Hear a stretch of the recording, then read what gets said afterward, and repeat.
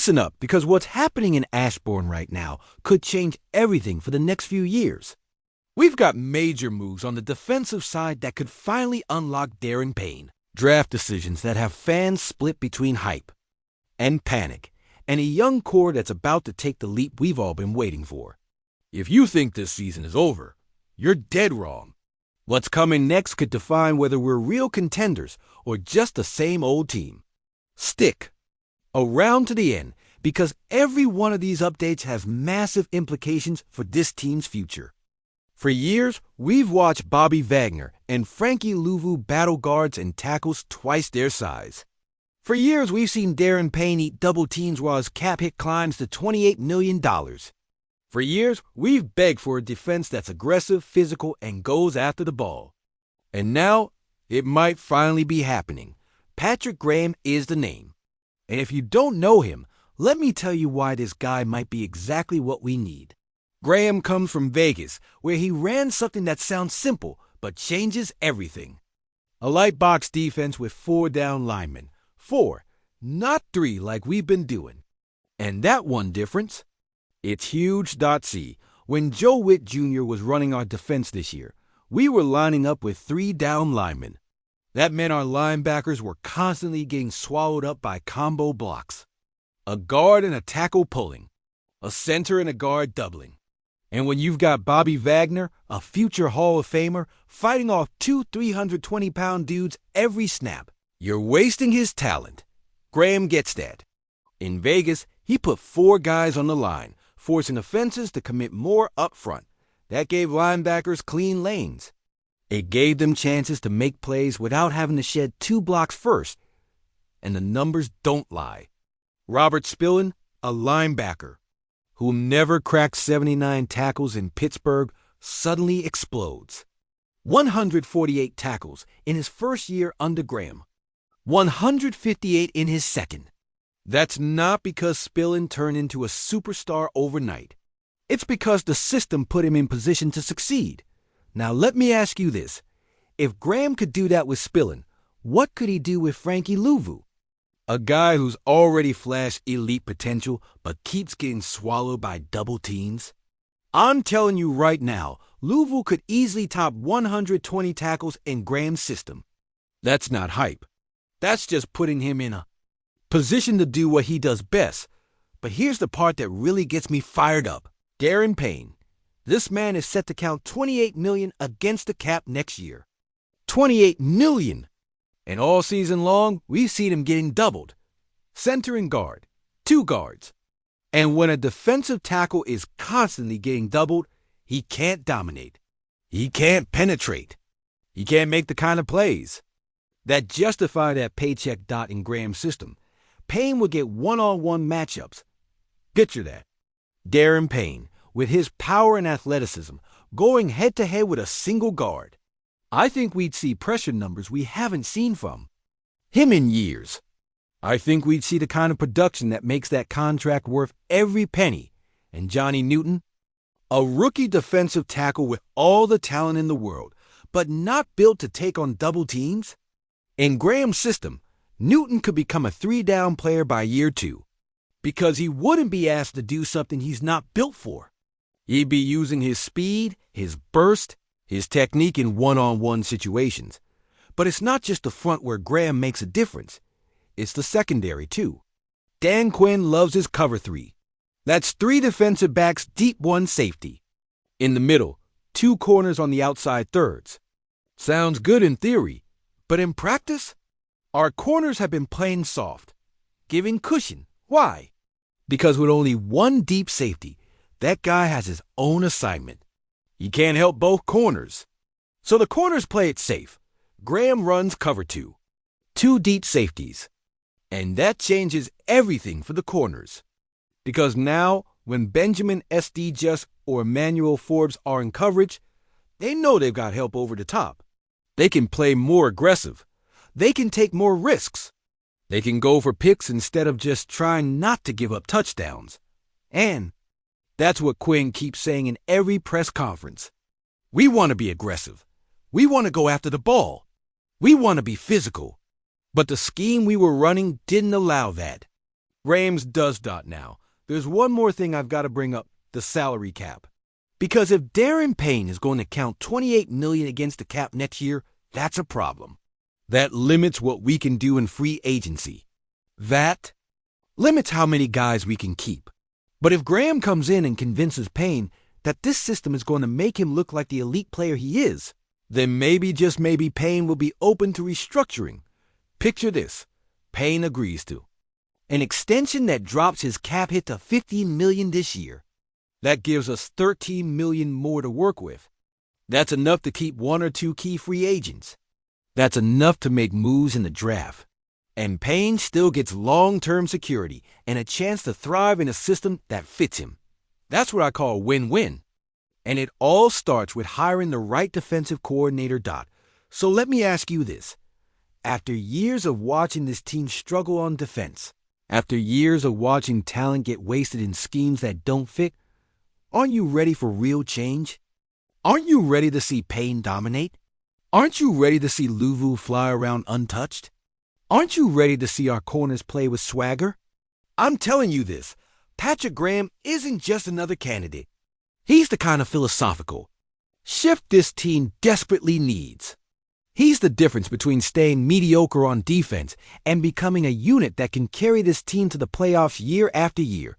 Because at the end of the day, it doesn't matter how good Jaden Daniels is if our defense can't get stops when it counts. And with Graham, I believe we finally have a defense that can do exactly that. If that surprises you, wait until you hear this. We beat Philly. We celebrated a win that gave us momentum heading into the offseason. And then reality hit. Our draft pick dropped from number 5 to number 7. And instantly, part of the fan base went into panic mode. We lost value. They said, we should have tanked that game, some claimed. But let me tell you something, that mindset is completely, totally, absolutely wrong. And it's not just me saying this. Logan Powelson, a longtime team analyst who's been around the league for years, said it best. If you do a good job with your board and identify your needs, you could be getting your second best player at pick 7 because it's for your team. And that's great value. Read that again. For your team. Because it's not about taking the biggest name on mock drafts. It's not about picking the guy ESPN ranks highest. It's about taking the right player for what we need, for the system we run, for the culture we are building. And there's a huge difference between those two ideas that a lot of people don't get. Let me give you the perfect example. The 2021 draft. The Cincinnati Bengals had the 5th pick. They took Jamar Chase, wide receiver out of LSU. The Detroit Lions had the 7th pick. They took Penei Sewell, offensive tackle out of Oregon. At the time, there was debate over who made the better pick. Some said Chase, others said Sewell. But you know what? Both teams won. Why? Because both took the right player for their specific needs. The Bengals needed to give Joe Burrow an elite weapon. They had Burrow, they had T. Higgins, and they needed that final piece to make the offense explosive. Chase was that piece. And look what happened. They went to the Super Bowl that same year. The Lions needed to protect their quarterback. They needed to build a dominant offensive line. Sewell was that piece. And now, Sewell is considered one of the best tackles in the Basier.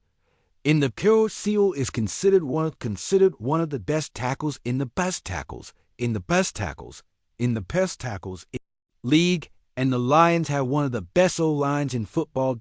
2 picks. 2 different players. 2 different needs. 2 teams that won because they took the right player for them.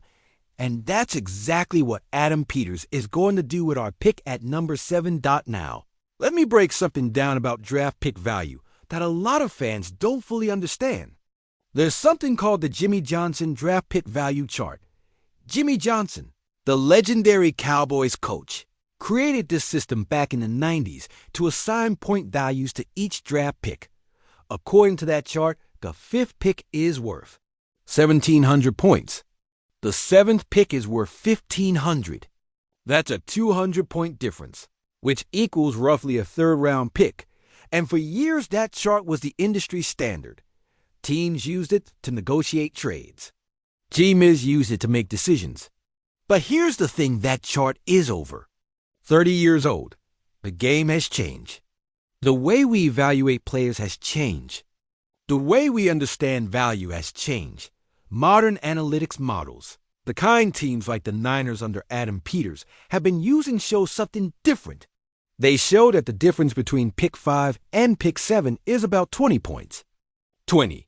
That's less than a 7th round pick. Why? Because when you're in the top 10, you're talking about players who all have Pro Bowl potential. They all have day one starter potential.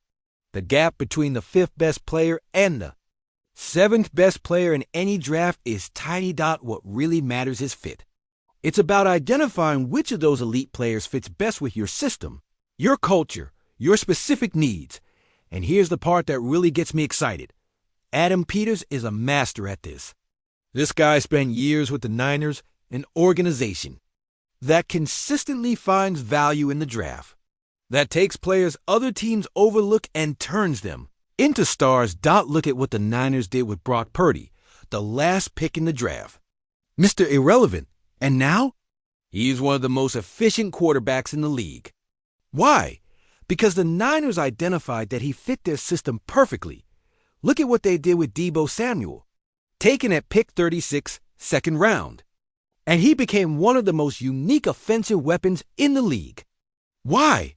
Because they saw his versatility and knew how to use it. That's what Peters does. That's his specialty. And now he's doing it for us. So when I hear fans complaining that we lost the 5th pick, I tell them, you're looking at the wrong number. The number of the pick doesn't matter as much as the decision made with that pick. And there's one more thing we need to consider. Adam Peters mentioned in his end-of-season press conference the possibility of trading back. Obviously, we have a top 10 pick, which you could look to move and get more picks if the opportunity comes up, he said. And that's smart. Because this year, we don't have a 2nd-round pick. We don't have a 4th-round pick. That limits our ability to build depth, to grab multiple contributors. If Peters can trade back from 7 to, say, 12 or 14 and get an extra 2nd or 3rd rounder, that could be huge. Because now we're not just getting one player. We're getting 2 or 3 guys who can contribute right away. And you know what? With pick 7, we've got more flexibility to make that kind of trade than we would with pick 5. More teams might be interested in moving up to 7 than to 5.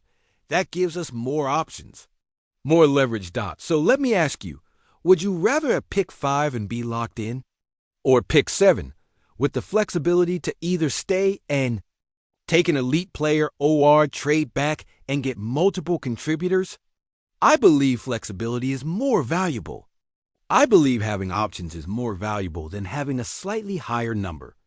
Because at the end of the day, championship teams aren't built with just one top 5 player.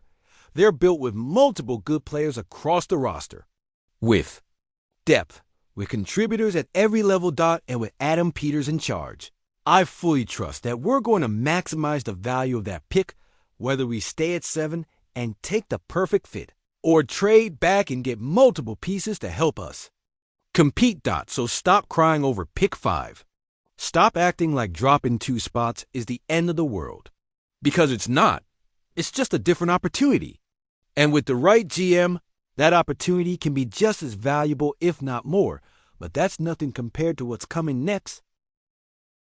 We're the oldest team in the league. That's a statistical fact. Our average roster age is the highest in the NFL. And when you hear that, your first reaction might be concern. We're old. We're declining. Our window is closing. But let me tell you something. Inside that aging roster, we've got young pieces that are about to take the leap we need to become real contenders year after year. And I'm not talking about long-term projects. I'm talking about players who've already shown they can contribute, who've already flashed something special, and who, with a full off-season of development, could absolutely explode. Let's start with Josh Conerly, Jr., our first-round offensive tackle. This guy started all 17 games as a rookie. 17 games protecting Jaden Daniels. 17 games going up against some of the best pass rushers in the league. And you know what? He held his own. He wasn't perfect, no rookie is, but he held up. He gave our franchise quarterback time to make plays. And now, heading into his first full offseason as a pro, he knows exactly what he needs to work on. Getting stronger, Connolly said in a recent interview. And obviously getting more comfortable in my position, making it feel as natural as when I played on the left side in college. And that's key, because Connolly played left tackle at Oregon. That was his natural side. But when he got to Washington, we moved him to the right side. And there's a learning curve there. The angles are different. The footwork is different. Everything's like a mirror of what you're used to. But now that he's played a full season on the right side, now that he knows that's his spot, he can spend the entire offseason mastering that position specifically. He's not splitting reps practicing both sides just in case. He's 100% locked in on becoming the best right tackle he can be. And when a player with Connolly's talent can focus all his training, all his prep, all his mental development on one position, that's when you see massive year 1 to year 2 jumps. I'm telling you right now, I wouldn't be surprised if Connolly is a Pro Bowler in year 2. And I'm not exaggerating. When you look at tackles who made that leap, Penei Sewell, Tristan Wirfs, Rashawn Slater, they all had that second year where everything clicked. And Connolly has that same ceiling. Now, let's talk about Jalen Lane, a wide receiver who wasn't a big name coming into the season. But when Terry McLaurin missed time with injury, Lane got his shot. And what did he do? He produced. He made clutch catches. He showed reliable hands. He proved he can be a real contributor in this offense. And the most important part, he's got the right mindset. Keep improving on contested catches and make my routes as sharp as possible, Lane said. I've got the best example in front of me with Terry. I'm going to keep learning from him and keep growing. That's what you want to hear from a young player. He's not threatened by Terry. He's not bitter about being the number 2 or 3. He sees Terry as a resource, as a chance to learn from the best. And Terry is the kind of vet who teaches, who shares, who lifts up the guys around him. When Lane says he's learning from Terry, that's not just PR talk. That's real. And that kind of knowledge transfer is priceless. Picture this. Lane spends the whole offseason working with Terry, studying how he runs routes, how he creates separation, how he uses his hands on contested catches. And then Lane takes all that and adds it to his own game with his own speed, his own physicality. That's how you build a legit WR2. And if Lane can make that leap, suddenly, our offense has 2 real threats on the outside. That changes everything for Jaden. That opens up the whole field. On defense, we've got Jakery Crosky-Merritt, a 7th-round pick that, honestly, most fans probably didn't even know when we drafted him. But you know who believes in him. Jaden Daniels. I love Bill, Jaden said, using Crosky-Merritt's nickname. Obviously his rookie year. I think he wanted more, but I'm super proud of what he's done and what he's overcome to get here. But rookie year's over. Now it's year 2, Bill. That's leadership. That's a quarterback who gets that his job isn't just to play well. It's to elevate the whole team. It's to make everyone around him better. And when your franchise QB is publicly backing a 7th-round defensive back, that says something about the culture we're building. And then there's Jordan McGee, a linebacker who's been learning directly from Bobby Wagner, one of the best to ever do it. He's helped me tremendously since I got here, McGee said. He's a huge part of my development. When he's not practicing, he's helping me. We're watching film together. He's helping me get better on and off the field. This is what vets like Wagner bring that doesn't show up on the stat sheet. It's not just about making 100 tackles. It's about teaching. It's about preparing the next generation. It's about passing down all that knowledge, all that experience, all that football IQ. And when you've got a young guy like McGee who's hungry to learn, who's putting in the work. Who's watching extra film with? Wagner, that's a recipe for accelerated development. McGee talked about learning offensive tendencies, certain players. If a guy's weak at something, attack that. That's veteran-level understanding. That's the kind of football IQ that usually takes years to develop. But McGee's getting it early because he's got Wagner as a mentor. So let me ask you this. If Conerly makes that second-year leap, how much better is our offensive line? If Lane becomes a legit threat opposite Terry, how much more dangerous is our offense? If Krosky, Merritt, and McGee soak up everything the vets are teaching, how much deeper does our defense become? I believe this. This young core isn't just the future. They're the present. These are players who've already shown they can contribute at the NFL level. And with a full offseason to improve, to specialize, to grow physically and mentally, they're going to be key pieces in our championship run. Because here's the truth. Teams don't win titles with just one star. They don't win with just expensive vets. They win with a mix. They win when they've got veterans who set the standard and young guys who are hungry, who are improving, who are making leaps year after year. And that's exactly what we're seeing come together in Ashburn. Right now, we've got the vets, Wagner, Terry, Payne, guys who know what it takes to win. And we've got the young guns, Conerly, Lane, McGee, Krosky, Merritt, guys who are learning from those vets and ready to take the next step. That combo, that's the recipe for sustained success. Not just one good year, not just one playoff run, but years of competing at the highest level. So there you have it, a potential defensive revolution with Patrick Graham that could finally unlock Darren Payne and turn our defense into the physical, aggressive unit Dan Quinn has always wanted. The right mindset around our draft pick understanding. That number 7 gives us the flexibility and options we need to build a complete roster. And a young core that not only has talent, but the right mindset, the right mentors, and the hunger to make that year 2 leap. 3 stories that, when you look at them together, paint a clear picture. This team isn't satisfied with just making the playoffs. This team isn't settling for being pretty good.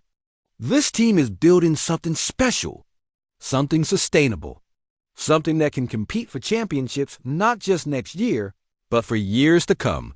But now I want to hear from you, and I want you to really think about this.